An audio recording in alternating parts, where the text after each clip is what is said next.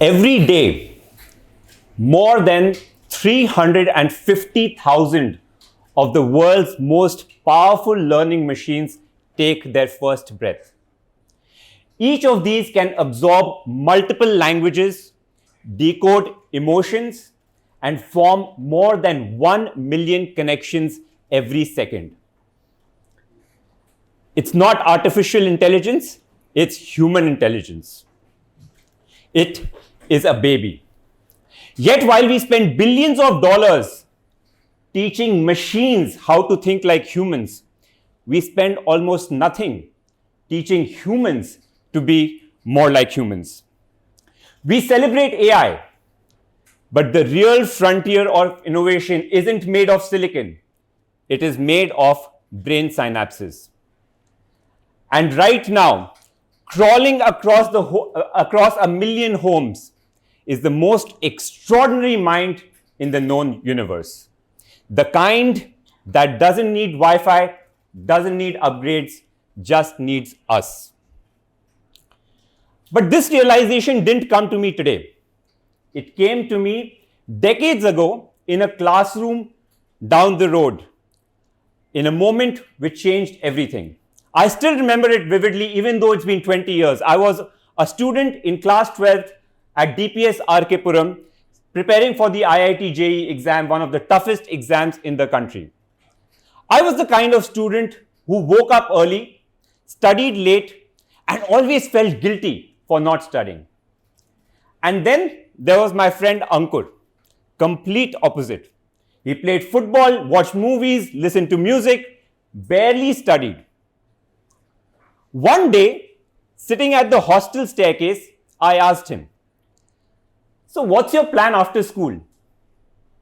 He said, totally casually, "I'll get a rank in top 100 in IIT this year, and next year I'll go to MIT. I laughed. He wasn't even topping our 40 student batch, let alone the entire country. Top 100 amongst 500,000 students? Impossible, I said. But when the results came out 2 months later, he stood 26th in India. And I didn't even get in. That day didn't just humble me, it haunted me. It shattered my belief that efforts alone can explain success. We had the same books, same teachers, same background, yet somehow he learned differently. That question of why do some people learn faster followed me for years. And it would take me halfway around the world before I finally started to find the answer. A few years later, I found myself as a student at Stanford, surrounded by kids who were building robots, launching startups, solving problems I couldn't even pronounce. I felt like I'd landed in the capital of intelligence. But that question still echoed in my mind. Why do some people learn effortlessly while others, equally hardworking, struggle twice as hard to get half as far? One afternoon, I was sitting in a crowded Stanford auditorium waiting to hear Bill Gates speak. He walked in and the entire hall stood up. He spoke simply, humbly, and I was one of the fortunate ones to get a short one-on-one interaction with him as well. Later, I stumbled upon a quote from him that literally changed everything. He said, "The first 5 years of our life has everything to do with how the next 80 years turn out to be." Wow, that really blows your mind, isn't it? It's not luck, it's not genes, it's not talent. It's our experience in the early years that determines everything. That was it. That was the missing piece I had been chasing since that hostel staircase.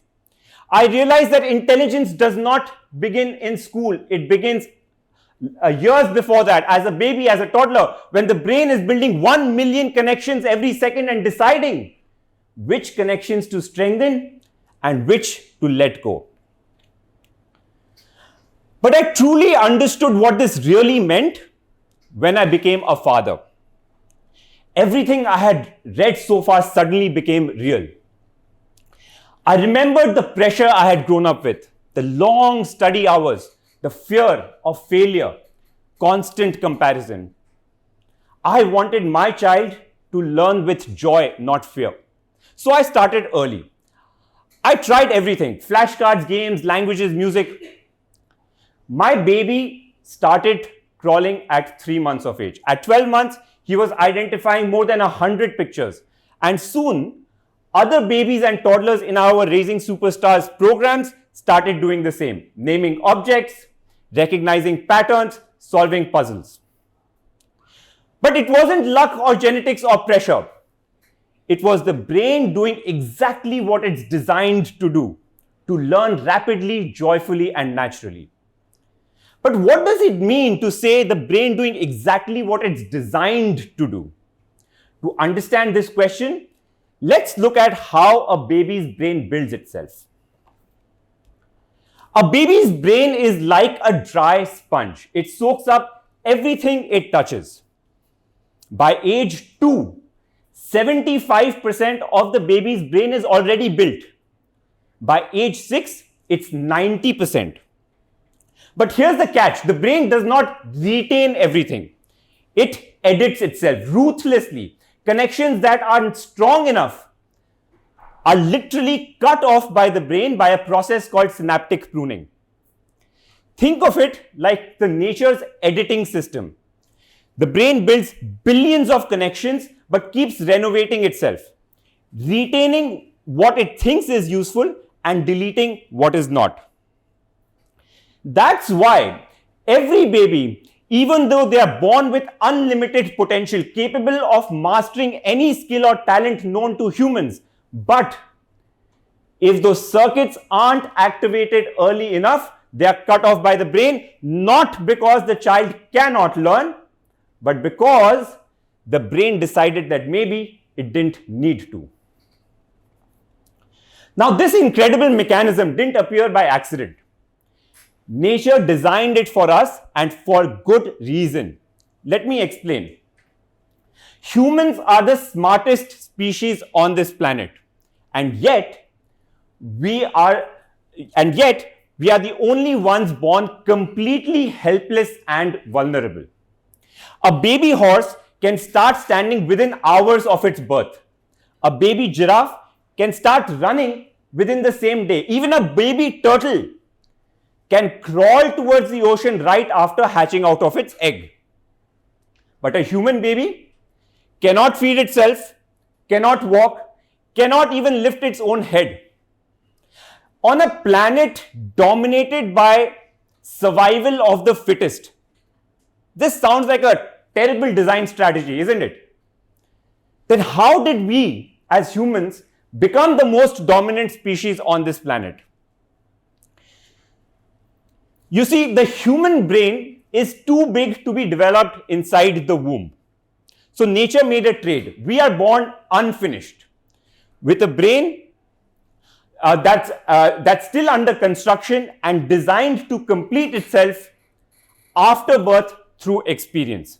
Most animals are born complete, their instincts hardwired, their skills fixed, which means they cannot change much. A horse can never learn algebra. A dolphin will never build a boat. But humans, we are born adaptable.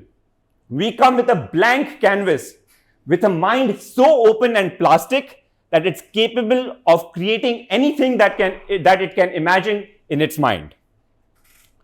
For nearly 200,000 years of human history, this unfinished at birth is what has helped us thrive. And that's why today's babies, growing up in concrete towers, holding digital screens in hand, but still carrying the prehistoric brain, still crave the same experiences that they've always had: touch, love, emotion, voices, connection, and stimulation. Because thousands of years of evolution cannot be rewritten in just a span of 20 to 30 years. Most parents worry that starting early will steal their baby's childhood. This idea that early learning puts pressure on the child is perhaps one of the biggest misunderstandings of all. Real pressure doesn't come when a child learns early. It comes when we delay their natural instinct to learn and then expect them to catch up later. A baby doesn't drop the spoon 10 times to irritate you. A baby does not drop the spoon 10 times to irritate you. They are studying gravity. A toddler does not babble nonsense. They are building their code for language.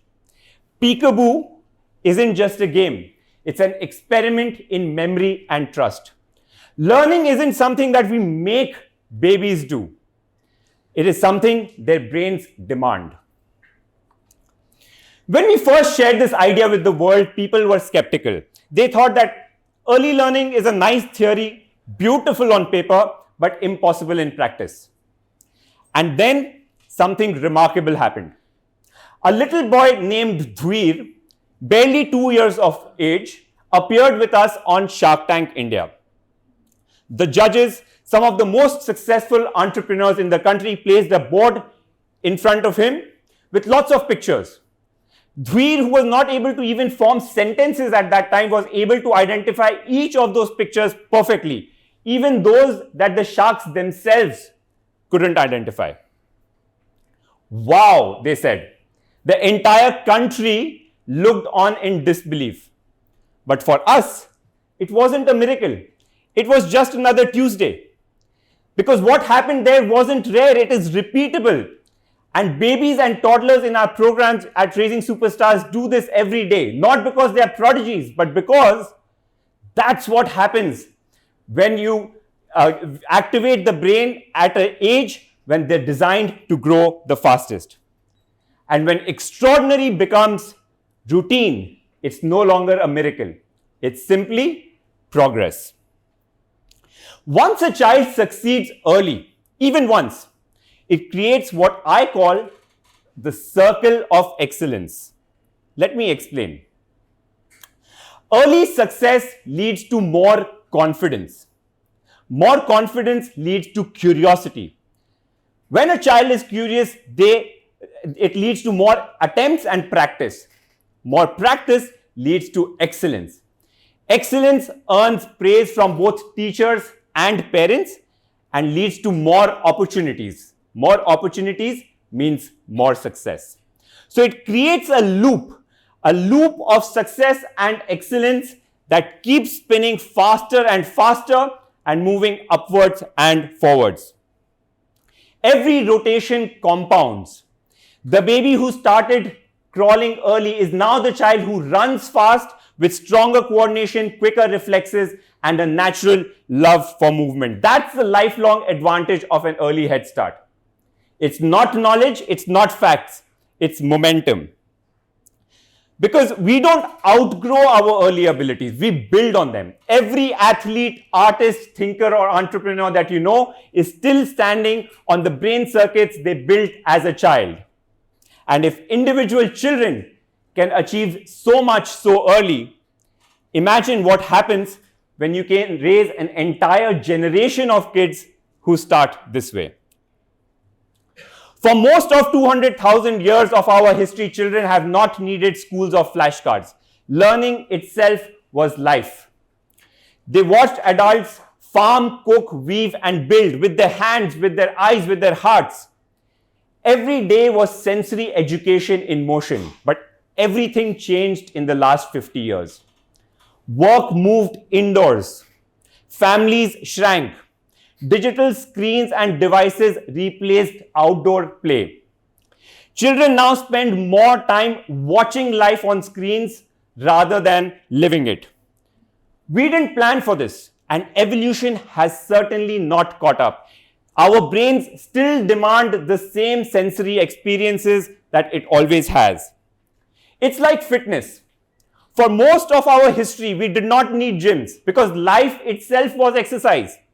But today, we need special spaces like gyms just to be able to move again. It's the same with early learning. It used to happen naturally, but today we've got to make it more intentional. Parenting in the 21st century isn't about doing more, it's about creating the same conditions that nature has always expected. Evolution has done its part, and now it's our turn to act. We know today that the first few years determine the entire rest of our life. Every experience doesn't just entertain a child, it wires their brain, defines their potential, and creates the architecture of who they will eventually become. 350,000 of the world's most powerful learning machines are born every day. The kind that doesn't need Wi-Fi, doesn't need upgrades, just needs us. So if you are a parent, if you are a teacher, if you are a policymaker, or just someone who believes in the promise of humanity, start early. Start small, but start today, because the next great revolution will not come from algorithms and machines. It will come from our children. Every curious mind we choose to nurture today.